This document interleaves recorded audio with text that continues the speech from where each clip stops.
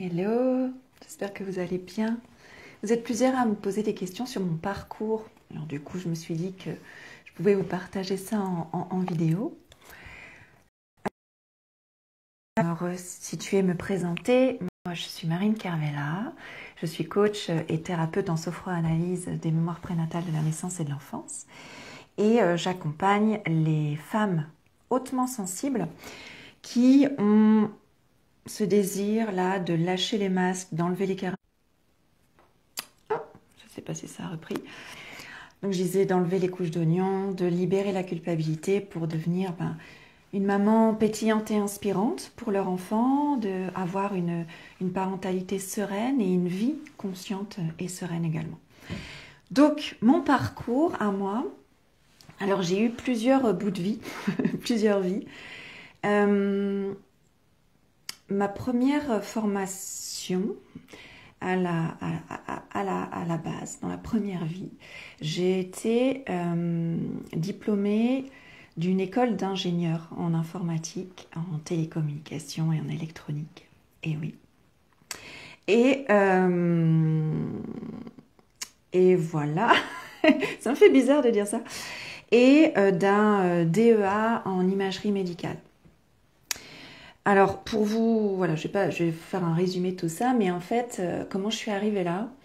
Je suis arrivée là parce que, comme je vous le dis souvent, je me suis suradaptée, je me suis coupée de mes besoins, de mes désirs, je me suis pas mal conformée. Alors, c'est assez intéressant, c'est que d'un côté, avec mes parents, je me suis beaucoup conformée, suradaptée pour être aimée, pour être validée, etc.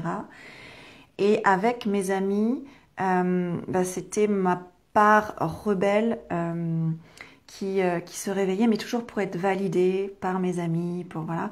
Donc j'ai fait des grosses conneries alors que j'étais la petite fille sage qui avait des bonnes notes à l'école, etc. Donc vraiment différentes facettes pas assumées et pas réunies. Et donc dans ce parcours scolaire-là, j'ai continué à vouloir la validation de mes parents. Alors ça, je vous le dis maintenant, mais sur le moment, c'était pas aussi conscient que ça.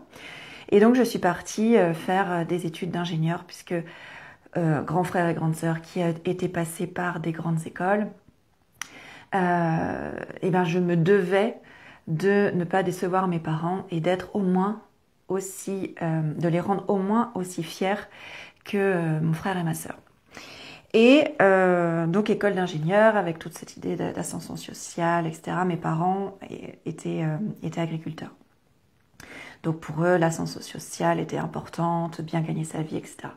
Voilà, donc je suis partie là-dedans pendant... je vous raconte ma vie en fait. En partant dans mes études, en fait, j'ai fait une dépression parce que ça commençait en fait à brasser, toujours de manière très inconsciente, et ça commençait à brasser à l'intérieur, mon cœur, mon corps, mon âme disait non, ça va pas quoi. J'ai fait une dépression et là je me suis vraiment posé les bonnes questions. Je me suis dit vraiment ça fait pas sens pour moi, je trouve pas ma place. C'était au milieu de mes études. Je me suis posé la question qu'est-ce que je pourrais bien faire, j'essaie de me connecter à mes désirs à ce moment-là.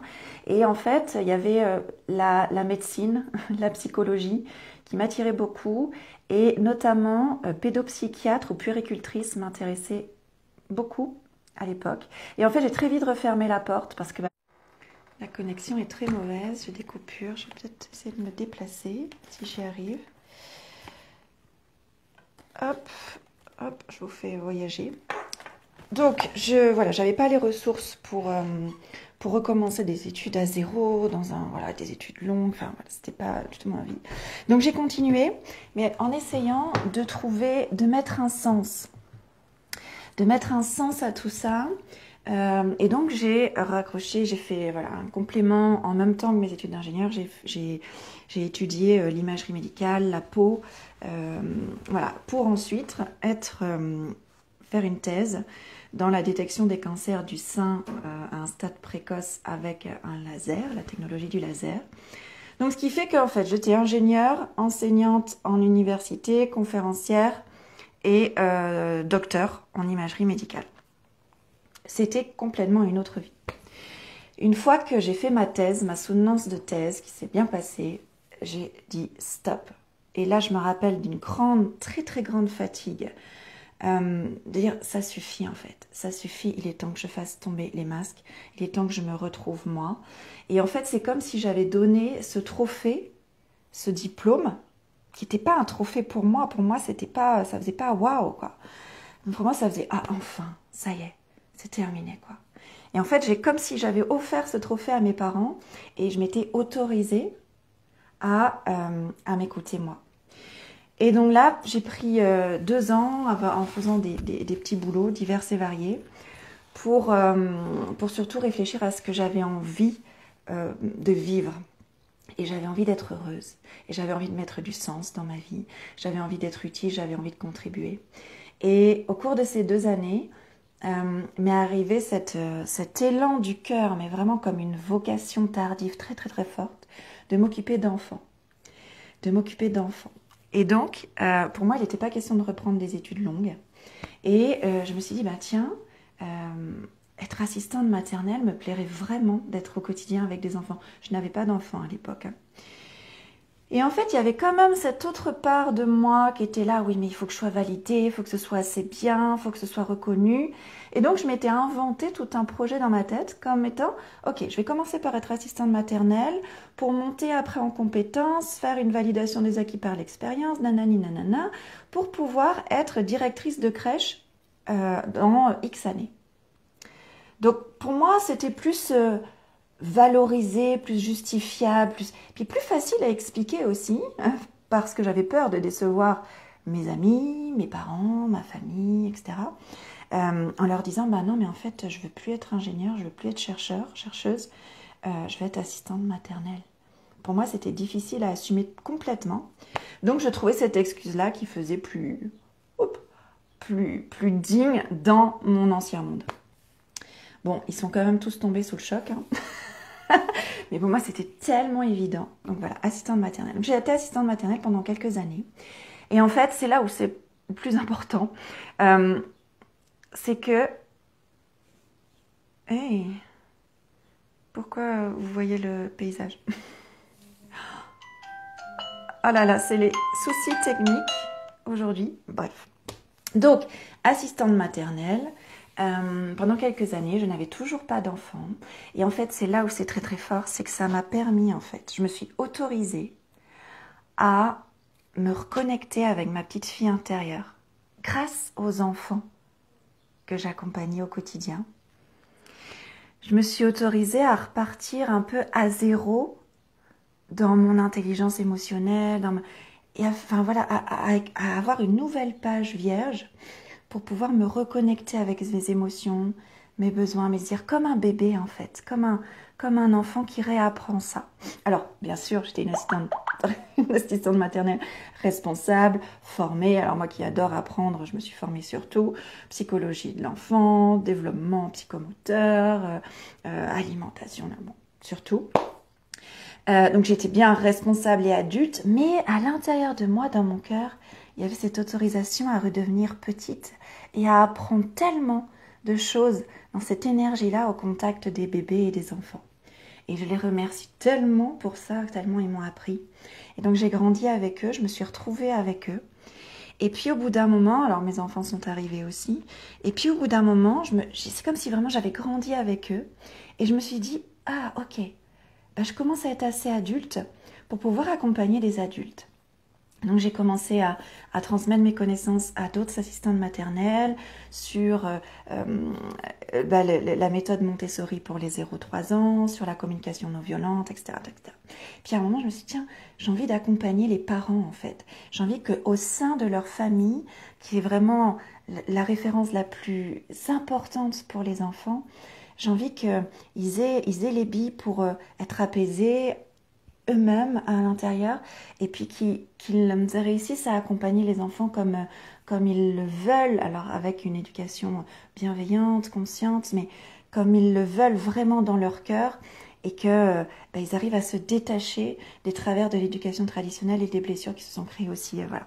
Donc j'étais vraiment prête à ça, et donc je me suis formée auprès de Catherine Dumonteil-Crémer, en tant que consultante en parentalité créative, qui a été aussi une merveilleuse découverte, ce que j'ai vécu grâce à cette formatrice formidable, et puis le groupe de formation qui m'ont fait des effets miroirs tellement puissants, sont vraiment reconnectés encore plus avec ma petite fille intérieure, c'était extrêmement puissant. Et donc j'ai accompagné des parents, des groupes de parents, des familles, des enfants, en étant consultante en parentalité. Et puis au bout d'un moment, je me suis dit, ah, ok, je conseille, mais des fois j'avais cette frustration de pas aller libérer les nœuds complètement des parents qui, des fois c'était tellement plus fort qu'eux, comme nous tous, hein, comme nous toutes, hein, on revient en mode pilote automatique quand on est sous stress et on se retrouve à dire, à agir un peu comme nos parents, ou en tout cas à avoir des réactions qui sont pas appropriées, qui sont pas alignées avec nos valeurs, et ça, c'est comme si c'était plus fort que nous. Et des conseils, ça suffit pas. Ça suffit pas. Et donc, j'avais vraiment cette envie d'avoir un accompagnement plus thérapeutique pour aller à la source de tout ça dans leur histoire. Alors pas forcément, pas du côté psychanalytique, posé dans un fauteuil, dis-moi tout, tatali, mais vraiment quelque chose de très concret, très libérateur pour aller à la source de ça et libérer l'énergie, libérer les croyances, libérer les émotions, libérer tout ce qui crée des sacs de nœuds et qui crée ce pilote automatique aujourd'hui. Et donc, voilà, je me suis formée à la sophroanalyse des mémoires prénatales de la naissance et de l'enfance. C'est ce qui m'attirait tellement parce que ça rejoint quelque chose de très ancré, de très terre à terre dans la façon d'accompagner et en même temps avec une vision, un regard tourné aussi vers la spiritualité. C'est l'alliance, l'union entre la psychologie, l'accompagnement psychologique et la spiritualité. Donc c'est un travail sur l'âme, c'est un travail sur l'enfant intérieur et c'est vraiment ça qui m'interpellait. Je l'ai vécu moi-même aussi, je me suis fait accompagner là-dedans, je l'ai testé et ça m'a tellement parlé que j'ai voulu approfondir ça. Et comme ça, je suis devenue thérapeute sophroanalyste. Donc, vous voyez, toute cette reconnexion, tout ce chemin qui peut paraître décousu, en fait, c'était vraiment une reconnexion à ma petite fille intérieure. Et c'est ce que j'ai vraiment à cœur de transmettre dans l'accompagnement reflet ou par la sophroanalyse. C'est cette rencontre avec cette petite fille intérieure qui fait qu'à un moment, on dépose les armes, on dépose les masques, on arrête de jouer des rôles et on se retrouve vraiment soi. On renoue avec soi-même et c'est comme ça qu'on arrive à être vraiment des parents alignés, des parents conscients, des parents qui parlent avec leur cœur, des parents qui savent poser des limites saines, sécurisantes, constructives, en même temps fermes et empathiques. C'est de cette manière-là, moi je suis convaincue que c'est un merveilleux chemin pour réussir à être honnête avec soi-même, honnête avec eux et à poser les choses fermement et avec conscience. Donc, voilà, j'avais envie de vous partager ça suite à mon live d'hier où je parlais aussi de l'enfant intérieur et avec ces questions-là où vous me demandez mon parcours. Alors, là, j'ai parlé un peu en mode CV formation, mais il y a aussi plein de choses comme le yoga. Dans ma vie personnelle, le yoga m'a vraiment tellement aidée, la méditation aussi. Alors je me suis formée aussi à tout ça, à la pleine conscience intégrative, à la communication non violente, à la méditation. Voilà, j'ai aussi des formations là-dedans parce que ça a été vraiment, vraiment aussi révélateur pour moi, un soutien très fort et une reconnexion à mon corps aussi, qui était très importante parce que en tant qu'hypersensible qui a tendance à se suradapter, et qui fait les choses pour être validé, pour être aimé, pour se conformer, pour essayer de mieux vivre ou d'effacer sa différence, eh bien on se coupe très souvent de notre corps, de notre intuition, de nos ressentis. Donc ça aussi, dans mon travail aujourd'hui, puisque dans mon chemin, ça m'a été tellement, ça m'a tellement aidé, ça a été tellement libérateur qu'aujourd'hui dans ma pratique aussi, j'intègre vraiment ça. Donc aujourd'hui, j'accompagne vraiment à différents niveaux, au plan mental, c'est quelque chose qui est très, qui peut être aussi très cartésien, très cartésien, très logique, très aussi dans la raison, mais pas que, parce que ça ne suffit pas. Donc sur le plan mental, sur le plan énergétique, sur le plan corporel, sur le plan émotionnel, sur le plan voilà, physique corporel, et sur le plan énergétique et spirituel aussi. Et c'est cet ensemble qui me permet vraiment de me sentir de me sentir utile et de voir les shifts, les transformations que vivent mes clientes.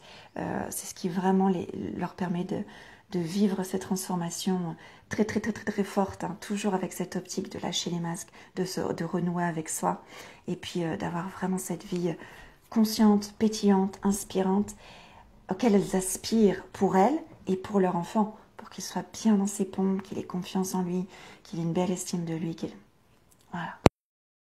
Un beau vivre ensemble. Je vais pas m'étendre plus parce que je pourrais vraiment parler très longtemps. Salut Sonia. Je suis bavarde aujourd'hui. Hein. Dites-moi si ça résonne pour vous. Dites-moi si ça vous fait réagir. Dites-moi si vous avez envie d'en savoir plus. Je serais ravie de partager davantage avec vous. Je vous montre ici mon mur des post-it, qui est tout ce que je vous prépare de pépites à mettre dans le livre que je suis en train d'écrire et que j'ai hâte de vous présenter. Je vous souhaite un bon week-end et puis je vous dis à bientôt. Ciao!